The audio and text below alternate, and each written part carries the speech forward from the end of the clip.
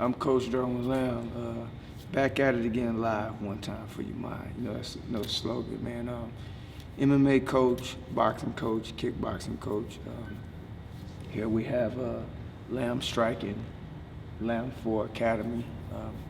Been coaching for 16 years, been doing it a long time, been in martial arts off and on for like 36 years. So karate, taekwondo, Muay Thai, boxing, wrestling. Those are the things I added over the years, and Brazilian Jiu-Jitsu. So been around for a long, long time in the game, and really grateful that I had the longevity that I have, and putting out or try to put out good energy and stuff in this world and things like that. You know what I'm saying? Come from a fighter, a family of fighters, so started doing martial arts at about 6, 7 years old. Not thinking much of it. I just thought that it was just something that I was just gonna do. Start taking lessons and up under a guy named Ed McMurray, Taekwondo, and then start training up under my mother and my dad. Not thinking that it was gonna lead to anything. If somebody would have told me that martial arts back then was gonna lead to what I was doing right now, man, I thought that I would call them a liar. But yeah, that's what happened, and started competing at an early age too, in the karate circuit, taekwondo circuits and stuff. My mom and my dad both was on that circuits as well, and my uncle, who was at one point rated and one of the top 10 martial artists in the world, Eric Lamb. So that's how it all started with me, man. I didn't know that it was gonna take off and do the things that it's doing now. So I love it. Lamb 4, actually it was Lamb Striking Academy, and I got a business partner, Dave Hazley, probably one of the greatest human beings I ever known and greatest business partners I know. Saved my life and everything, saved my gym, saved my life, and came on board. But I think they came up with the concept. It was Lamb Striking Academy, and they came up with the concept Lamb 4. Like, it was like, at first it's funny because I wasn't with it. I was like, what are y'all talking about Lamb 4? Man, I ain't trying to hear that. And they was like, man, trust me, man, it's gonna work. I said, man, Lamb 4, bro? And they were like, yeah. So the Lamb 4 is the elements of what we are, sports and sports rehabilitation and rehab, rehab, striking, and then grappling, and then personal training. That's what the 4 comes from. Well, the philosophy is real simple for me. I don't, and not to take nothing away from other coaches and other gyms and other things, but my spirit tells me that I have to do things different than other people. So my philosophy with that being said is that I have to understand that it's something that God gave me to protect. Because He gave me this to protect, that anybody that walked through these doors, I feel that I'm responsible for it to a certain extent. And so instilling on the philosophy is the fact that coaching is one thing, fellowship is another thing. And my philosophy is this, I see a lot of gyms, a lot of people that just focus on martial arts, training, conditioning, fighting, grappling, wrestling, all these other things. But they miss the main important thing, and that's the element of love. True love, by the way, fellowship and unity. So when people come in this gym, my whole philosophy and my whole job is to see people do well. And not in the gym, yes, and for them to get their results in the gym, but more so in their personal life.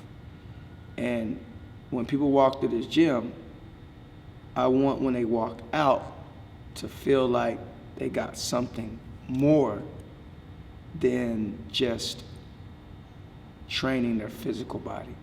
I want them to know that they got something spiritually. They felt like they was welcome. They felt like this is a family vibe, a family unity. in a place of peace and not a place of destruction and things like that. So that is the main thing, because coaching is, to me, is easy. If you have a talented coach, we all have talents. We have a talented coach, talent to do all these things, that's all easy. But what about a talent to reach a person's spirit? What about a talent to reach a person's soul? You might not always make the right choices. As a man, as a leader, we're gonna get ridiculed all day long. They're gonna talk about us all day long. They're gonna say we're doing wrong when we might be doing right, and they're gonna do that all day long. But the main focus is staying true to oneself, staying true to who you are, and staying true to your path is the main thing. And my path is, I want everybody to feel good. I want everybody to, not only they're learning how to fight or learning how to trim down or learning how to grapple, learn how to defend themselves. I also want their spirits to be fulfilled. I want their hearts to be fulfilled. That is what I realized my calling was that God used coaching as a tool and a vessel to reach people's spirits and reach people's souls. So for me, that is my philosophy, is to reach a person's soul and spirit and let them know that they are not alone in that world. We get so many people that come in here from all different walks of life, that struggle with so many different things, so many vices, so much hurt, so much pain. This is what this world has been really pretty much built off of. To have hurt, to have pain, to have hate, to have envy, to have jealousy, to have all these things in the world is a trait that I believe that we was born with. And so because of that, we have to unlearn those things. And to unlearn those things mean that we also have to learn love. And those are things that have to be trained in the heart because we was born into sin. And so when I say this, when you get so many people that come into a gym from all different walks of life, you got people that are from the streets, people from the suburbs, people that are homeless, people that are broke, people that were gang members, people that were racist, people that were gay, people that was this, people that, all walks of life. But we have this one thing in common. We all struggle with things and vices and stuff that we have to deal with to change. And that's universal. So it's never where you're from. It's always where you're at, and it's always what you deal with as an individual. And I can see those things. My discernment is when people walk through those gyms, I can feel what's going on in people's spirits. I can feel what's going on in people's souls. And all I want to do is let them know that I'm here to love them. I'm here to help them.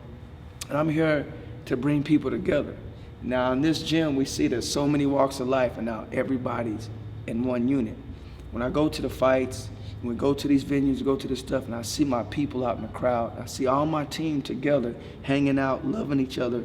One's white with pink hair with tattoos, one's black with tattoos. From the ghetto, this guy talks like this guy talks like this, but they're all in sync in one place. So we call them multiple heads, right? But with one heart. And that is the philosophy of my coaching. Yeah, I've trained a lot of good fighters over the years. Obviously, some guys make it further than others. But on that note, what I say is the people that didn't make it far, and I see them now doing other things like owning gyms, training fighters now as well. A lot of guys that I train are now gym owners, and also are now training fighters as well, are also doing other things in their life outside of fighting that they're working and doing well. Means a lot to me. But the guys that I've trained, we've brought up few guys from the UFC and things like that. I know I say that because that's the biggest organization. Guys that we've trained here is like James Vick, and was the first guy that we put there in the UFC, and then Shauna Dobson, and then Kevin, as everybody knows, Trailblazer, Kevin Holland, who's doing well right now in the market of the UFC and coming up. fastest growing fighter he got now. You know, so I always want to see people doing good, proud of all the guys and what's going on. Had Cody Pfister, trained Cody Pfister for a while too, worked him. Great person, love him. Now he's promoting and doing a lot of things like that. So, and I got some upcoming guys, man, that I'm seeing, you know, that are gonna be, you know, Joel Guzman, Ingrid Sua from Africa, my 6'11", 285-pounder, you know, Kevin Fernandez, you know, really good. Aldair Romero, Austin Powers. These are the guys that I can see that can have a bright future, not only in the UFC and the fight game, but in life, which is most important for me. That's my daily bread, right? That's scripture too. It's a daily bread for me because I know that, see, I understand myself. So me understanding myself, meaning that I understand the things that I have, that I got to work on and deal with from the flesh side, and also understand the spirit. So that keeps me accountable. And I think that's the main thing is being accountable to oneself and everything like that. And if I did not have my faith and I didn't have my walk, then I can stand and tell you right now, as I sit here to tell you now, that I wouldn't be here. I had a life of hell for a long time, and some things that I brought on myself, some things that wasn't my fault. But in all, I made the choice to want and desire to be a good human being from my spirit. So for me, it's definitely most important because I know that I need that as my daily food or my daily fuel to give me direction.